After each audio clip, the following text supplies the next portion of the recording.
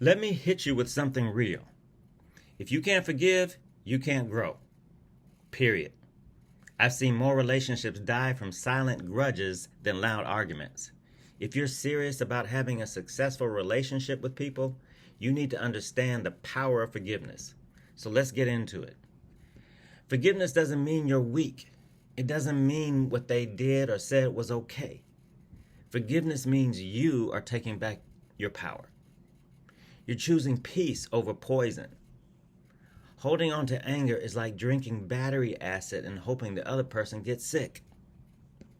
Listen, people mess up. People say the wrong things. They do the wrong things. They forget birthdays and other occasions. They go through dark seasons. If you don't know how to forgive and move forward, you're setting your relationship on fire and watching it burn. So, let's talk about what happens when you don't forgive.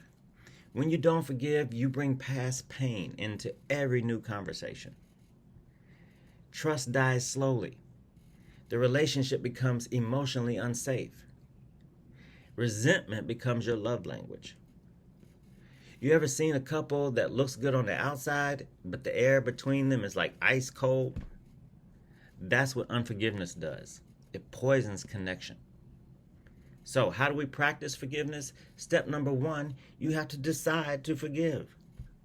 It starts with a decision. It starts with a choice, not a feeling. If you're waiting on the feeling, it will never happen. You have to make the decision and choose first to forgive. Then the feeling will come. But waiting on the feeling, that's not going to happen. Step 2, communicate. Talk it out. Be honest about your pain. Step 3, set new boundaries. Forgiveness doesn't mean no accountability. And step 4, stop rehearsing the offense. Every time you replay it, you relive it. Let it go. Forgiveness is a discipline. You might have to do it 100 times a day until your heart catches up with your decision. Also, keep in mind, you don't forgive people because they deserve it. You forgive them because you deserve peace. You deserve healing.